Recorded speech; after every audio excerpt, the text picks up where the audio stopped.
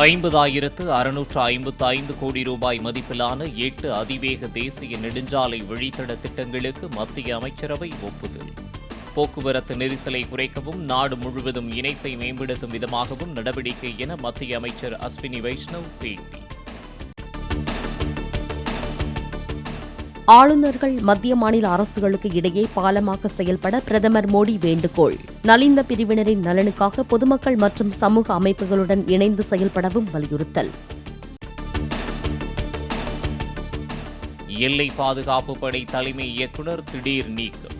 அரசின் பிற அமைப்புகளுடன் ஒருங்கிணைந்து செயல்படாததால் மத்திய அரசு நடவடிக்கை என தகவல்.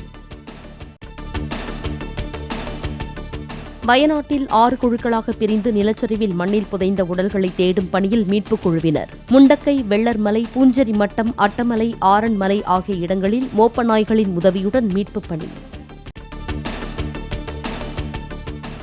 வயநாடு படவெட்டிக்குன்னு என்ற இடத்தில் நிலச்சரிவில் சிக்கி தவித்த 4 பேரை உயிருடன் மீட்டது இந்திய ராணுவம்.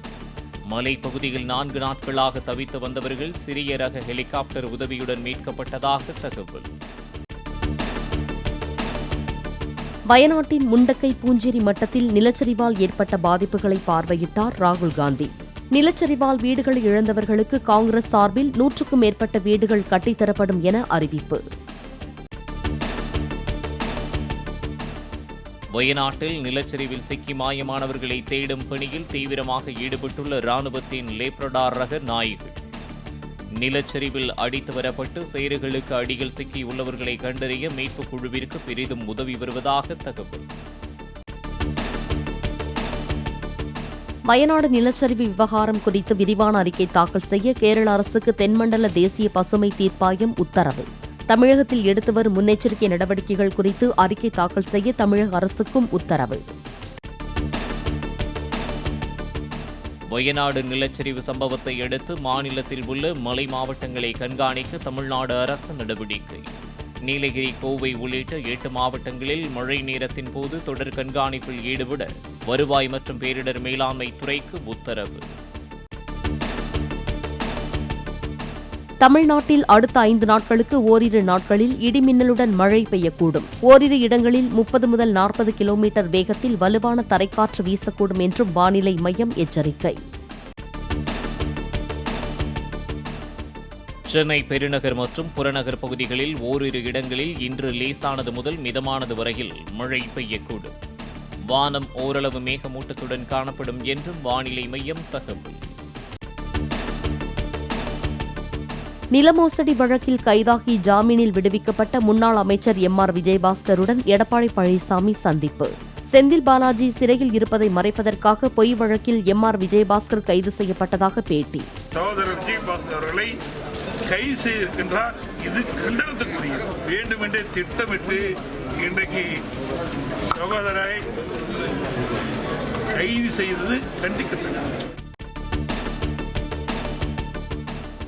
முன்னாள் அமைச்சர் சி. விஜயபாஸ்கர் மீதான சொத்து குவிப்பு வழக்கின் ஆவணங்களை வழங்கக் கோரி இடி தாக்கல் செய்த மனு தள்ளுபடி. பொதுவான மனுவாக தாக்கல் செய்யாமல் உரிய சட்ட விதிகளை பின்பற்றி புதிய மனுவை தாக்கல் செய்யவும் அமலாக்கத்துறைக்கு புதுக்கோட்டை நீதிமன்றம் அறிவுறுத்தல்.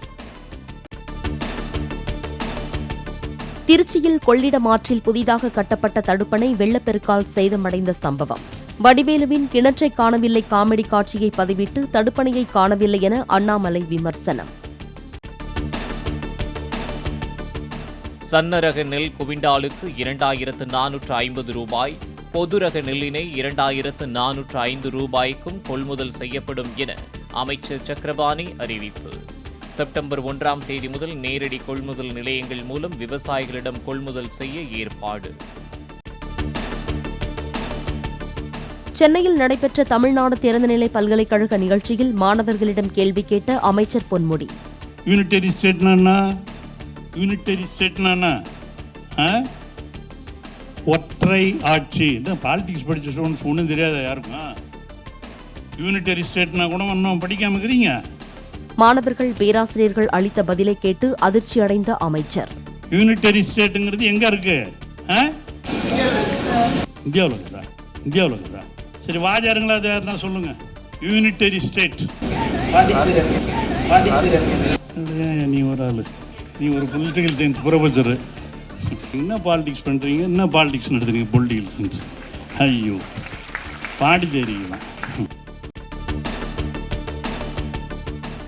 போலி சொத்து பதிவு தொடர்பான புகாரில் தொடர்புள்ள பத்திரங்களை செல்லாது என மாவட்ட பதிவாளர் அறிவிக்க வழிவகை செய்யும் அரசாணையை ரத்து செய்தது சென்னை உயர்நீதிமன்றம்.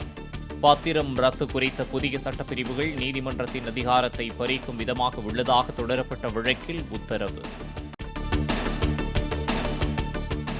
நீதிமன்ற காவல் நீட்டிப்பிற்காக புழல் சிறை மருத்துவமனையில் இருந்து காணொலியில் ஆஜர்படுத்தப்பட்ட செந்தில் பாலாஜி வாந்தி மயக்கம் ஏற்பட்டதால் சிறை மருத்துவமனையில் சிகிச்சை அளிக்கப்படுவதாக சிறை காவலர் சென்னை முதன்மை அமர்வு நீதிமன்றத்தில் விளக்கம். தஞ்சை மாவட்டம் பட்டுக்கோட்டை நகராட்சி அலுவலகத்தில் லஞ்ச ஒழிப்பு போலீசார் சோதனை. உதவி பொறியாளர் அறையில் இருந்து 1,50,000 ரூபாய் கைப்பற்றப்பட்டதாக தகவல்.